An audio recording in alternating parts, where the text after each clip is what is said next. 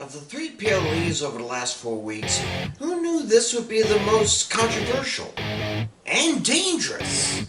I'm Chris Wolvie, the wrestling blog who always tells it like it is.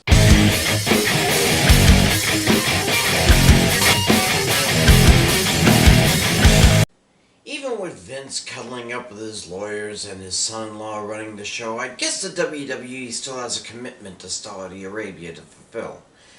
I mean, I heard Riyadh is a nice place in the autumn, just like nearby Qatar will be for the World Cup later this month. But the Saudis paid a sultan's ransom for the WWE to have at least one PLE in their country a year, so I guess they have to, huh? And yet, the kingdom is having a rough time as of late.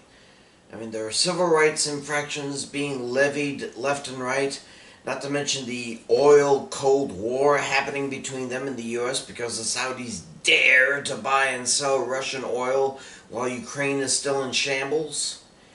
It's no wonder superstars like Sami Zayn adamantly refuse to go there.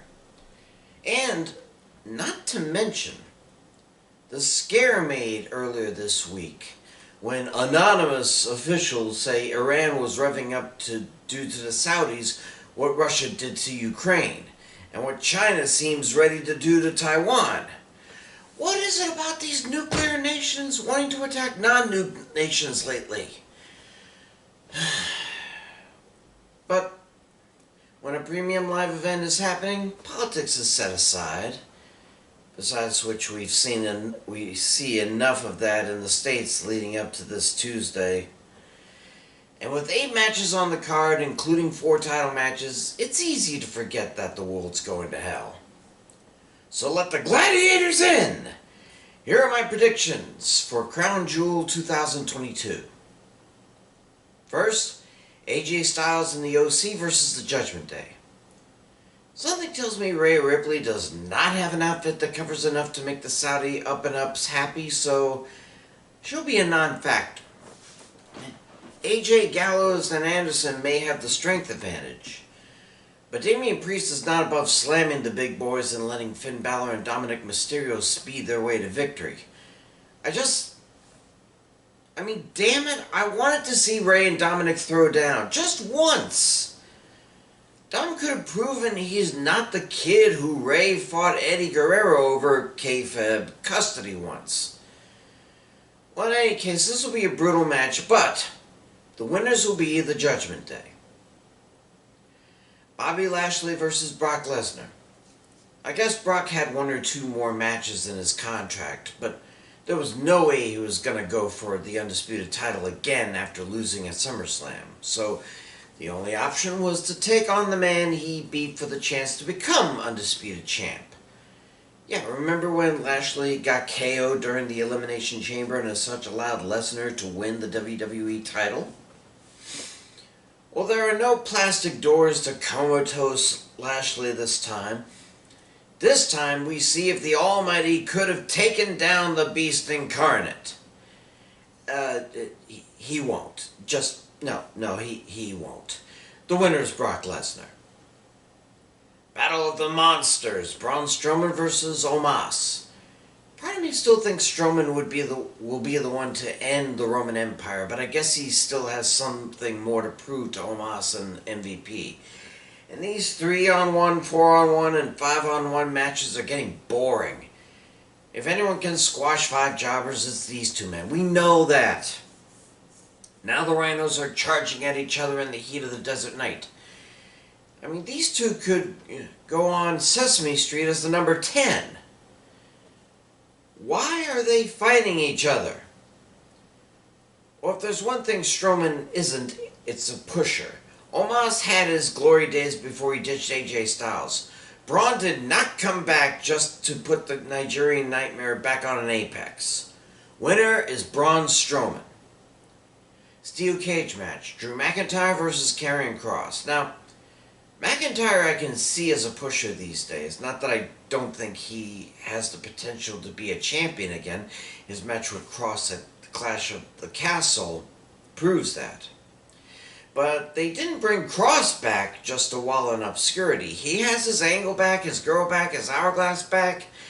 He is the perfect competitor for what many people are considering the end times. So for Aleister Black's sake, WWE, throw a frickin' bone to him in that kennel, will ya? McIntyre is still beloved, so he'll be back in title contention soon enough, but put Cross over by avenging his loss encased in steel. Winner is Karrion Kross. WWE Women's Tag Title rematch. Asuka and Alexa Bliss versus Dakota Kai and Io Sky. I knew it would be a matter of time before Kai and Sky lost those belts, but I didn't think it would be to Team A, as I called them. After all, I thought Bianca Belair left them on their own while she concentrated on Bayley, but damage control was too much for Belair to handle herself, so Asuka and Bliss decided to take out Bayley's minions in the best way possible. I can't imagine their reign being only 5 days. Those kind of reigns belong to the NXT Women's Tag Titles, not the WWE's. It'll be an interesting match, and I wonder if Belair and or Bayley will be out there for it. Either way, I'm sticking with the champs. The winners and still champs are Asuka and Alexa Bliss. Raw Women's Championship in a last man standing match. Bianca Belair defends against Bayley. Oh, how I long for someone else to challenge for this title. I mean, Ronda Rousey beating Liv Morgan was the best thing to happen to the SmackDown Women's belt. It's not that Belair hasn't proven she's the true EST of the WWE, but sooner or later, someone else has to have a chance. Bayley was out for a good while before returning to SummerSlam, and starting Damage Control was her way of saying, I will get the title and I will keep it by hook or by crook. That's a pretty strong way to do it, too. If not for Asuka and Bliss, Belair probably would be out of commission by now. In any case, since I said Kai and Sky will lose, Damage Control has to have someone with a belt. So sorry, Bianca, it's the 10 count for you.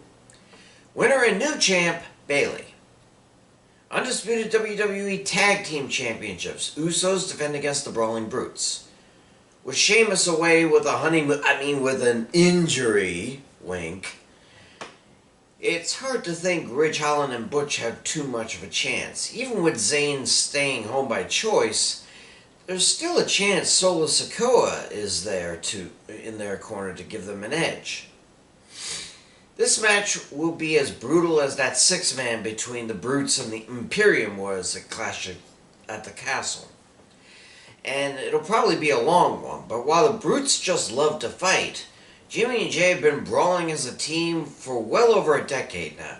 And with their little bro by their side, well, unless Sheamus makes a surprise return, the Irishmen will be treated like barroom brawlers and placed in the Uso Penitentiary. Winners and still champs, the Usos. Finally, undisputed WWE Universal Championship. Roman Reigns versus Logan Paul. Okay, look. I had nothing but praise for Logan Paul after his SummerSlam match, and he did pretty well at WrestleMania before that. A lot of people who watch wrestling for a living think it would be a boon to have Paul as champion. And I even said that if Paul wanted to become a full-time superstar, he could really get things done. But he isn't yet. And it doesn't sound like he's going to be for a full-timer in the foreseeable future. And yet he has that nearly bionic fist of his and has been training under Shawn Michaels, but I have to agree with the Tribal Chief. A man who has only been in 2 matches, period, should not even get a title shot, let alone win it. Does Paul think he's his brother or something? And if anyone in the WWE thinks Paul being champ is a good thing, I have 2 words for you. David Arquette. You do not want to go down that road that became a dead end for WCW, do you? Winner and still champ, Roman Reigns. Middle East, acknowledge him. Those are my picks. Oh, and guys, don't volunteer to defend the Saudi-Iranian border. I'm sure you'd be great at it. I'm Chris Wall with the Wrestling Blog, who always tells it like it is. Stay safe, pray for peace, and I'll see you